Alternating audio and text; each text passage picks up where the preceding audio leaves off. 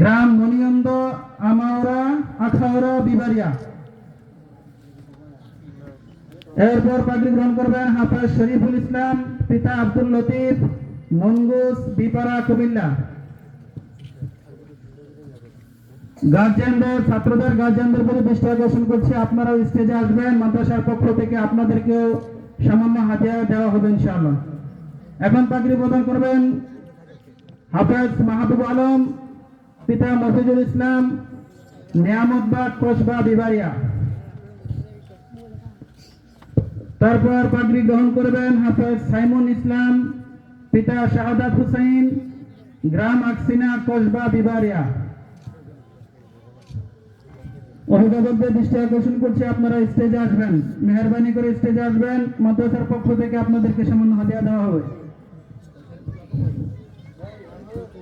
8 নম্বরে পাগড়ি গ্রহণ করবেন হাফেজ আলী আসগর, পিতা আব্দুল কাইয়ুম, শান্তিপুর কসবা বিবারিয়া।